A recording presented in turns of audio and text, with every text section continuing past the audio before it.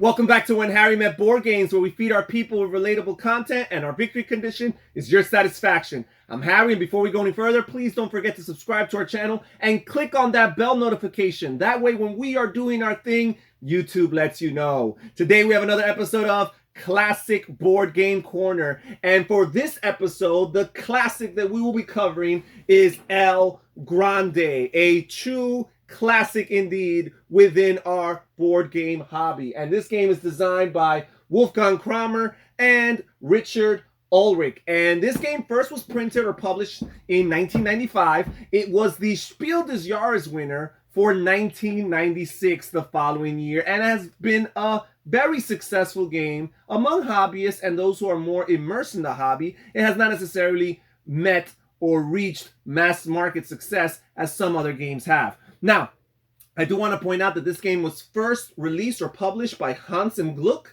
and ever since, I believe Rio Grande was the first company, the first publisher to bring it over to North America, and now its rights, I believe, are owned by Z-Man Games. At least the edition that I own was published by Z-Man Games. Now, first of all, let's talk about some of its success, tangible success that can be measured by the release of expansions. This game has about 5 expansions, I believe. You have expansions like Grandissimo and the King and the Intrigue. Of course, I have that all included within the big box edition here.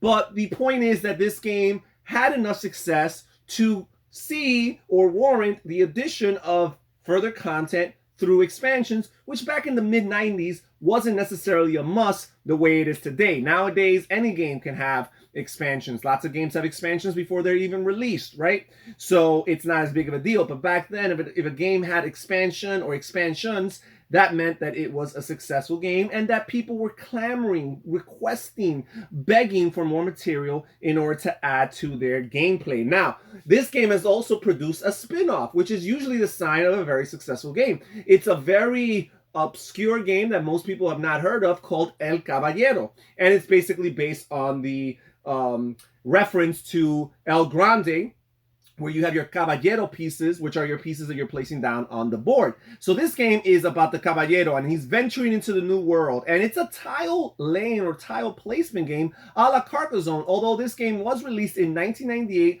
a few years before Carcassonne. But it's very reminiscent of that type of gameplay where you are kind of building the board as the game goes, right? As you're exploring the Atlantic Ocean or traversing the Atlantic Ocean in order to explore and make it to the new world. Very interesting. I've never played it, but it's kind of been on my bucket list ever since I played El Grande, really, because it's a Wolfgang Kramer game, and of course, it's the spin-off to a game that I love and adore, El Grande. So I believe the game is actually still in print and can be published or purchased on Amazon. You guys can check that out. Now, this game here, again, let's talk about its influence in the industry at large. And one of the major contributors that this game has been or has had or impact it's had on the industry is the fact that it is considered to be the pioneer, the innovator of the area control, or more appropriately termed, the area majority game, where players are placing pieces down, and those pieces can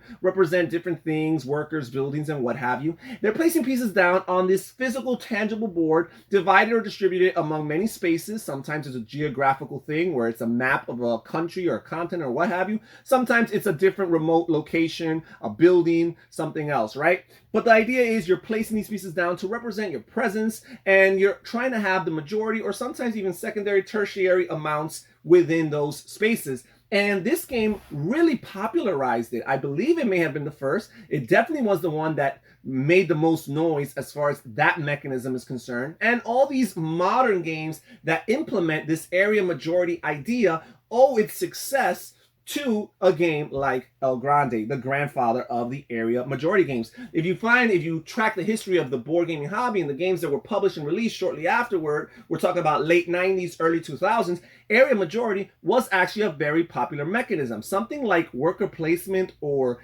deck building, these mechanisms have become very, very popular in the 2010s and what have you afterward. This is what area majority did to the late 90s and early 2000s. It had that same kind of wide appeal and wide impact on the remainder of the board game industry and other publishers out there wanted to piggyback on this excellent idea and try to convert it into a success the way El Grande was successful. To continue to elaborate on the influence and impact that El Grande has had on the board game industry at large, I'd like to make this analogy where El Grande was to the Euro mechanisms what Catan was to the marketing of the Euro game.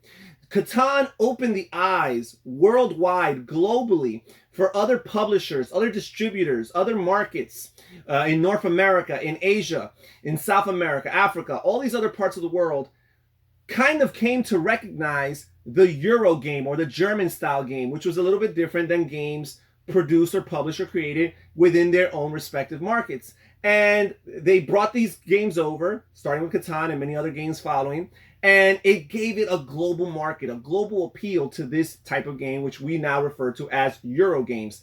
And El Grande did not have that kind of impact on the marketing or on the business side of things, but it definitely had that influence on the design process, on the art part of this hobby, right? The artistic portion or perspective of this hobby, where other board game designers kind of piggybacked or stood on the shoulders of El Grande as they worked on their designs. First of all, I think about some innovative mechanisms that were incorporated in El Grande, combined, and executed in future designs. I think about the auction for turn order. Here you have this nice, neat little auction that takes place from round to round, and this auction is actually what determines turn order. There is no simple clockwise turn order. There is no simple objective that needs to be met from turn to turn in order to retain or regain first player marker or turn order. Instead, every round is fresh, it's new, it's tactical experience and interaction to what's going around, and you need to bid in order to earn your right to either have first place in turn order or some type of priority over the other players. And lots of games have copied that same mechanism, that auction for turn order, which happens to be one of my favorite mechanisms in this game and in many other games. They've copied it and have implemented. Some people have improved upon it, right? Have added to it, modified it. But the point is that El Grande is the pioneer of that. First of all, or second of all, I should say, this game is kind of the innovator of what has commonly been referred to, sometimes in a derogatory fashion, as the cube pusher style games. This game, in its original iteration, its original additions, the pieces, the components, were mainly cubes, wooden cubes that you placed on the different regions of the board or of the map to represent your presence in those regions. And many games copied that idea afterward of using cubes as this major component, as a representation of something grander, something larger than those very same cubes. Obviously, future iterations have moved on from the cube, but again, that idea is still there. This also was a very streamlined game. Yes, they combined a couple of things together, and I probably would say it's a smidge above gateway level, even though I do think that you can use this in gateway experiences, but it just seems so smooth. Once you read the rule book, you kind of just, it's easy to memorize, it's very intuitive, and you can follow from step to step very easily. Seldom have I played this game with people and have had them ask me to repeat particular rules, because again, it just feels that intuitive. And this idea of, hey, let's take a game that feels substantial, it feels meaty, but at the same time has a smooth cadence and a smooth interwoven experience between all the different mechanisms that combine and gel to form a complete whole. Also, the idea of the area majority, I really feel like the area majority, what area majority did is it became a replacement for the stock market type of mechanism, which was popularized by the classic acquire. But instead of you having some representation of your majority or secondary share in a particular stock, let's say, with some sort of cards or money or another tangible feature that's yet not a spatial element to the actual board on the game, that's what El Grande did. It shifted the focus onto the board, right? The physical presence, the spatial interaction between these different regions on the board, some more valuable than others, kind of like a stock market would be. And your representation is physically, visibly available there. It's not hidden in cards. It's not something that people have to try to remember, an abstracted concept that they it might escape them, they might forget about. No, it's always visibly there for players to compare and to reassess. So that's what El Grande did. It took this stock market idea and put it into a physical, spatial, tangible platform. And then finally, I think the overall idea of restriction versus reward, which became very popular in lots of Euro games going forward. This idea that we're not just going to make this game too easy. Yes, it's easy to learn, it's easy to remember the rules, but it's not going to be so easy to be efficient. It's not going to be so easy to be successful and win and perform optimal strategies, because we have this pawn piece here that represents the king, and you can't just place down your cubes willy-nilly. No, that pawn piece controls or determines the areas in which you could place it, because you cannot place it where the pawn piece is at, where the king piece is at, and you cannot place it in other places unless they are adjacent to the king's piece.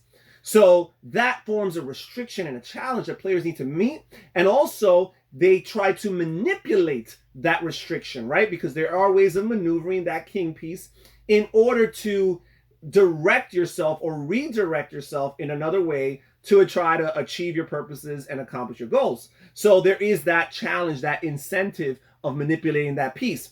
And again, it comes with great reward. So again, it's that balance of restriction versus reward. You have some restrictions that challenge you, make you try to formulate some optimal strategies, and at the same time incentivize you in doing certain things, because you'll gain extra bonus points or rewards if you do so. And lots of Euro games copy that idea. It's something that I don't think was too often found in games. Yes, there's always restrictions and what have you, but this seemed very, very nuanced and creative. And again, I appreciate it, and I look back at it as a 25-year plus design, and I am in awe of its brilliance.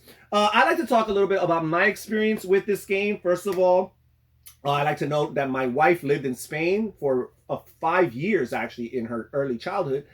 And it was a very life-shaping experience for her. She wasn't necessarily happy about some of her memories in Spain, but at the end of the day, again, it was very life-shaping. She came to the States, and she still, to some extent, has a fondness for that place, and in particular for its geography and its map. So there is that connection and that resonance when we play this game. Now, I will say that I love this game, and it is very, very highly ranked in my overall games of all time. If you haven't checked out my top 100 board games list, please do yourself a favor and check those videos out. But I would say that this is actually my number one game that I like much more than everybody else I play with. I find that so many of the other games that I really, really love and I gravitate towards, other people that I game with tend to either love them or like them a lot, right? There's always some outliers and some exceptions. But for whatever reason, the people that I game with, when I play El Grande, it just doesn't connect as much as it does with me. I have some people that will refuse to ever play El Grande. They have played with me a few times. They refuse to ever play it again. And then a couple other people, including my wife, like it a good amount, but they don't adore it the way that I do. So this game does not get to the table as much as I would like it to. First of all, it thrives at a 3 or higher player count. So that's already a restriction, since I do much more of my gaming 2-player. So there's that. But again, it's just hard finding the group of players that like to play it as much as I do. And when I do, they're not going to play it as frequently as I would like. Now, I have come up with a personal 2-player variant where, because the game does allow for 2-player play, but again, it's not as interesting as it is with 3, 4, or 5 players. But I have come out with a personal 2-player variant with a dummy player that adds some spice to it, adds some challenge, and adds a little bit of wrinkles to the game without changing the heart of the game and the spirit of the game. And of course, one of the human players will still be the winners. So that's my experience with the game of El Grande. Now I'm going to wrap this video up talking about what I foresee in the future for this game. This game is still a classic and will always remain so.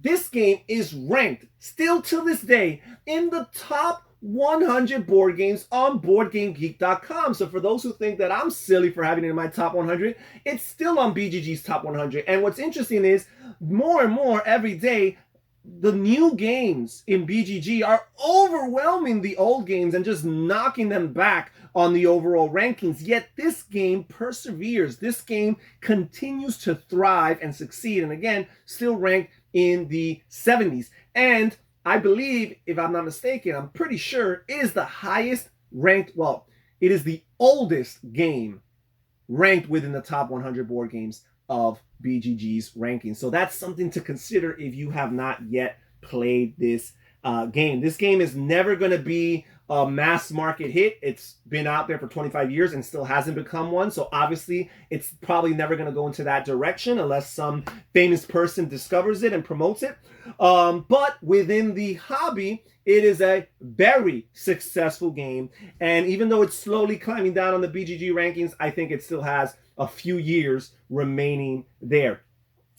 This game will always be highly regarded within the board game industry for years to come, and I think will always be pointed at as not only this innovator and pioneer within the board game hobby and industry, but I think it's going to be pointed at by many people as a suggestion, as a recommendation, a game that people should try if they want to feel what a true classic streamlined Euro game feels like.